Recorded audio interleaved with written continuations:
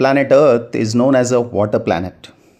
It is because 71% of the Earth is covered by water and 29% is covered by land. But if we take the entire water and convert it into a bubble, it would be just 1385 kilometers in diameter, and it would be very small when it is compared to planet Earth. The land surface on the Earth can be further divided into mountains, plateaus, and plains. When we come to the coastal regions, these plains extend in the form of ocean floors. The ocean floors can be divided into four major divisions. They are the continental shelf, the continental slope, the deep sea plains, the oceanic deeps. Besides these divisions, there are also major and minor relief features in the ocean floor like the ridges, hills, seamounts, guyats, trenches, canyons, etc.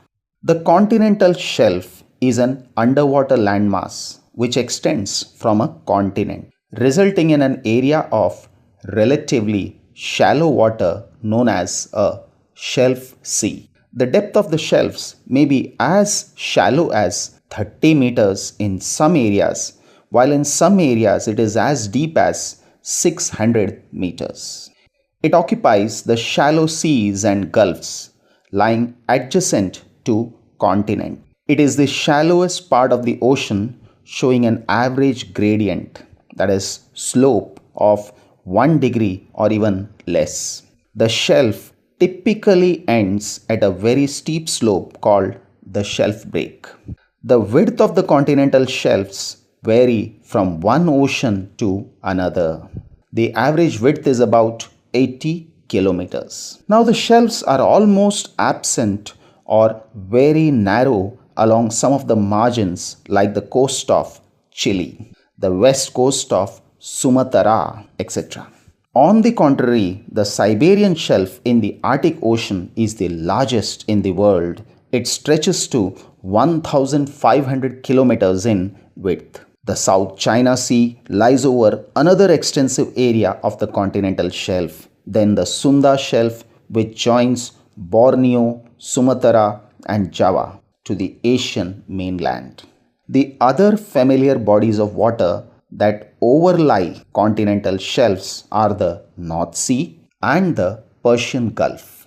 Coming to next division, and that is the continental slope. The continental slope connects the continental shelf and the ocean basin. It begins where the bottom of the continental shelf sharply drops off at a steep slope. The depth of the slope region varies between 200 and 3000 meters. The slope boundary indicates the end of the continent. Then comes the deep sea plains. These are gently sloping areas of the ocean basin. These are the flattest and the smoothest regions of the world. The depth varies between 3000 and 6000 meters. These plains are covered with fine-grained sediments like clay and silt. Canyons and trenches are observed in these regions, and this region is known as the Abyss. Let us come back to the coastal region. This is the littoral zone. The littoral zone is the part of a sea, lake, or river that is close to the shore, and it extends from the high water mark, which is rarely inundated, to shoreline areas that are permanently submerged.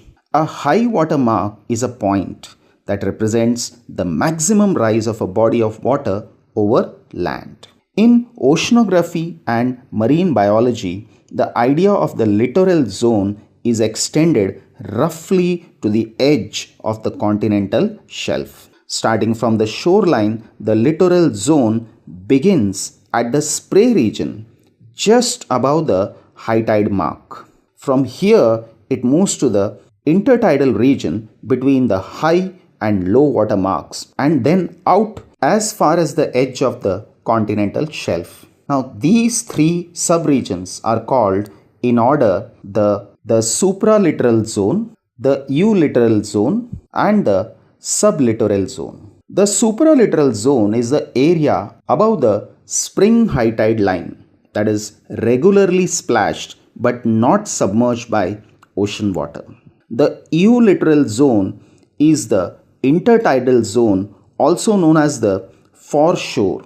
It extends from the spring high tide line, which is rarely inundated, to the spring low tide line, which is rarely not inundated. The sublittoral zone starts immediately below the eolittoral zone. This zone is permanently covered with seawater and it is approximately equivalent to the neritic zone. The neritic zone is the relatively shallow part of the ocean above the drop-off of the continental shelf, approximately 200 meters in depth. From the point of view of marine biology, it forms a relatively stable and well illuminated environment for marine life, from planktons up to large fish and corals, while physical oceanography sees it as where the oceanic system interacts with the coast. The part of the open sea or ocean that is not near the coast or seafloor is known as the pelagic zone. So, the pelagic zone consists of the water column of open ocean. Depending on how deep the sea is, the pelagic zone can be extended over up to 5 horizontal regions in the ocean, and these are: first one, the epipelagic zone. It extends from the surface to 200 meters. It is the uppermost part of the oceanic zone that receives enough sunlight to allow photosynthesis. So, it is also known as the sunlight zone. With the light comes the heat, and this heat is responsible for the wide range of temperatures that occur in this zone. Then it is mesopelagic zone.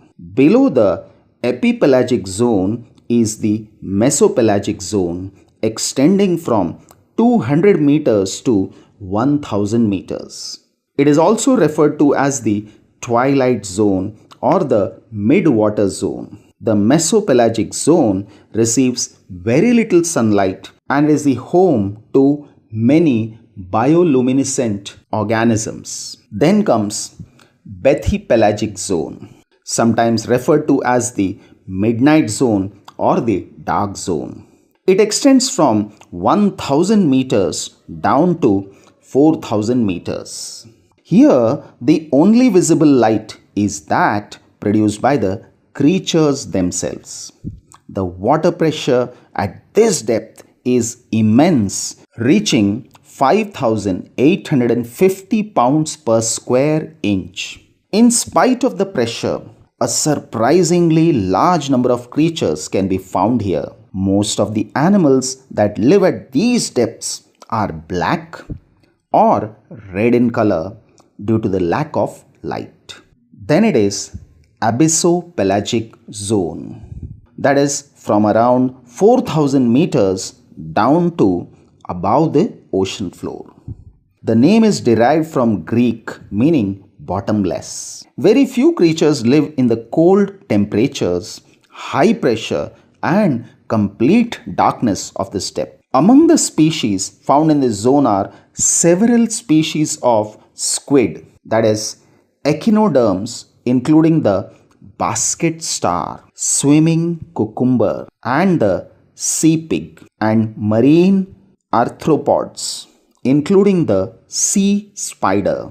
Many of the species living at these depths are transparent and eyeless because of the total lack of light in this zone. The next one is the oceanic deeps or trenches.